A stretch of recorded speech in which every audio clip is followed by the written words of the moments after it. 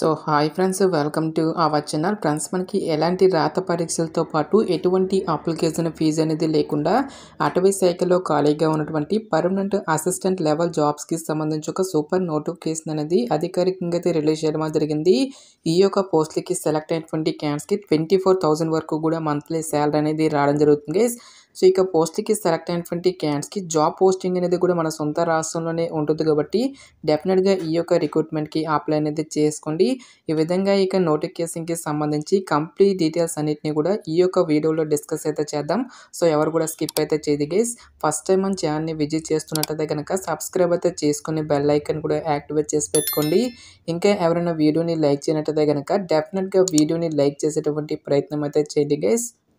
So job details కనుక చూసుకున్నట్టయితే కనుక ఈ యొక్క నోటిఫికేషన్ ద్వారా భర్తీ చేసినటువంటి పోస్టులకి సంబంధించి ఎవరెవరు అప్లై చేసుకోవచ్చు అని చూసుకున్నట్లయితే కనుక only Indian nationals are eligible to apply అని చెప్పేసి ఇక్కడ మనకి టర్మ్స్ అండ్ కండిషన్స్లో ఫస్ట్ పాయింట్లోనే క్లియర్గా మెన్షన్ చేయడం జరిగింది.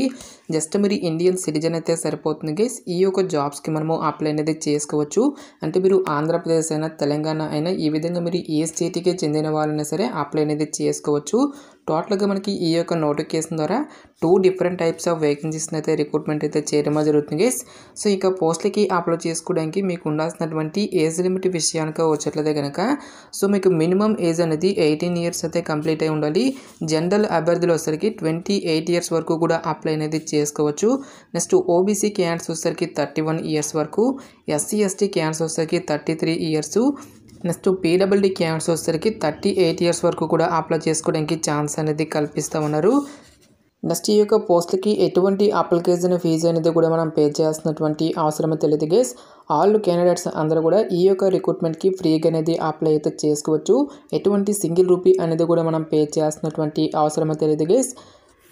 నెక్స్ట్ సెలక్షన్ ప్రాసెస్ అనేది ఏ విధంగా ఉంటుంది అని చూసుకున్నట్లయితే కనుక సో ఎటువంటి స్కిల్ టెస్ట్లు కానీ ఎటువంటి రిటర్న్ టెస్ట్లు అంటూ కూడా మనకి ఏమి కూడా కండక్ట్ అయితే చేయరు గైస్.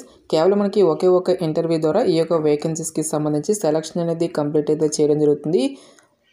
సో మనకి ఇక్కడ నోటిఫికేషన్లో అప్లికేషన్ ఫామ్ అనేది ఇవ్వడం జరిగింది. సో ఇక అప్లికేషన్ ఫామ్ లింక్ అనేది వీరు డిస్క్రిప్షన్లోను కామెంట్ సెక్షన్ అయితే ప్రొవైడ్ అయితే చేస్తాం గైస్.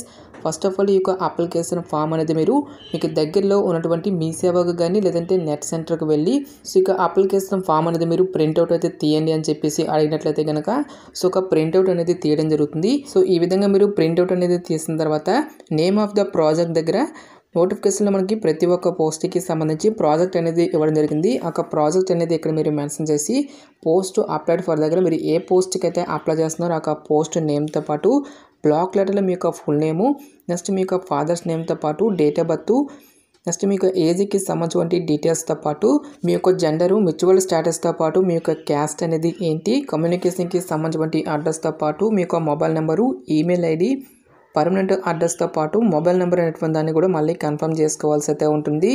నెక్స్ట్ మీకు ఎడ్యుకేషనల్ క్వాలిఫికేషన్కి సంబంధించిన డీటెయిల్స్ అన్నింటినీ కూడా మీరు ఇక్కడ 1 by 1 అయితే ఫిల్ చేయాల్సి అయితే ఉంటుంది గైస్.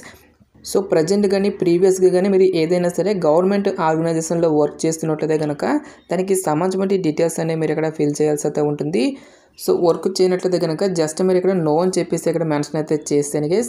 నెక్స్ట్ మీకు ఏ లాంగ్వేజెస్ అనేవి చదవడం, రాయగలగడం, మాట్లాడగలిగినటువంటి స్కిల్స్ అనేవి ఉంటాయో సో ఒక లాంగ్వేజెస్ అనేవి మీరు ఇక్కడ టిక్ చేసుకోవాల్సి అయితే ఉంటుంది.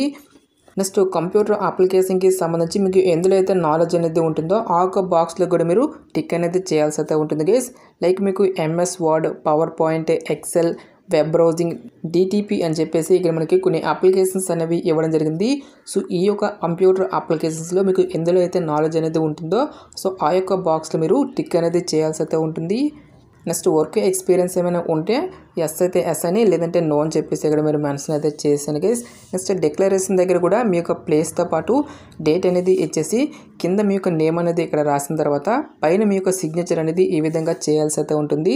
సో ఇక అప్లికేషన్ ఫామ్తో పాటు మీకు ఎడ్యుకేషనల్ క్వాలిఫికేషన్కి సంబంధించిన సర్టిఫికేట్స్, నెక్స్ట్ మీకు లేటెస్ట్ క్యాస్ట్ సర్టిఫికేట్తో పాటు నెక్స్ట్ పీడబ్ల్యూడీ క్యాండిడేట్స్తో పాటు ఈడబ్ల్యూఎస్ క్యాండిడేట్స్ వచ్చేసరికి ఒక సంబంధించిన certificates, next ex service man candidates ఎవరైనా ఉంటే కనుక నో అబ్జెక్షన్ సర్టిఫికేట్ అనేది కూడా మీరు అప్లికేషన్ ఫామ్తో పాటు కూడా పట్టుకొని వెళ్లాల్సి అయితే ఉంటుంది. ఈ విధంగా మీకు ఎడ్యుకేషనల్ క్వాలిఫికేషన్కి సంబంధించిన రిలేటెడ్ డాక్యుమెంట్స్ అన్నిటిని కూడా మీరు అప్లికేషన్ ఫామ్తో పాటు కూడా పట్టుకొని వెళ్లాల్సి అయితే ఉంటుంది గైస్.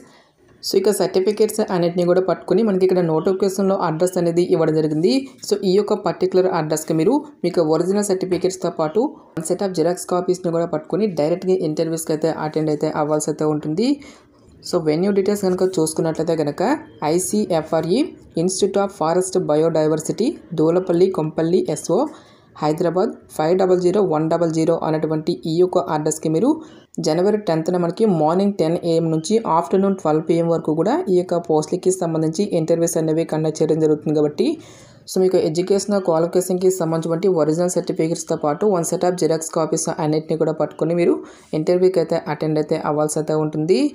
సో పోస్టుల వారిగా ఎసెన్షియల్ ఎడ్యుకేషనల్ క్వాలిఫికేషన్తో పాటు పే స్కేల్ అనేది ఏ విధంగా ఉంటుంది అని చూసుకున్నట్లయితే కనుక first of all project assistant పోస్టులకి సెలెక్ట్ అయినట్లయితే కనుక మంత్లీ వచ్చరికి 19,000 వరకు కూడా శాలరీ అనేది పే చేయడం జరుగుతుంది.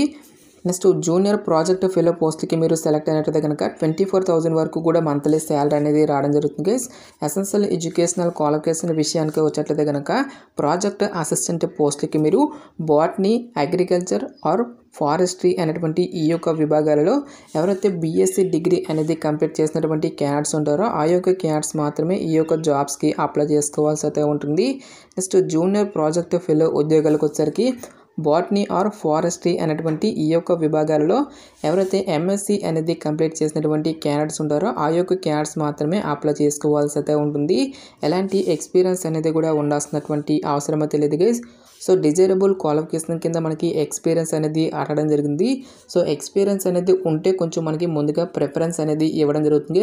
సో ఎక్స్పీరియన్స్ అనేది మనకి మ్యాండేటరీ అయితే ఏం కాదు. ఎక్స్పీరియన్స్ లేనటువంటి క్యాండిడేట్స్ కూడా ఈ యొక్క జాబ్స్కి అప్లై అనేది చేసుకోవచ్చు. సో ఇక పోస్ట్లకి సెలెక్ట్ అయినటువంటి క్యాండిడేట్స్కి జాబ్ పోస్టింగ్ అనేది కూడా మనకు హైదరాబాద్లోనే ఉంటుంది. కాబట్టి డెఫినెట్గా ఈ యొక్క రిక్రూట్మెంట్కి అప్లై అనేది చేసుకోండి.